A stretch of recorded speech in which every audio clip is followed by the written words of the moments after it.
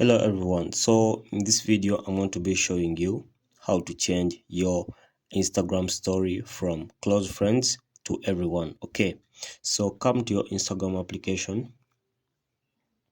Okay, so after loading, come to this plus icon here on your story. Okay, so you tap on that plus icon.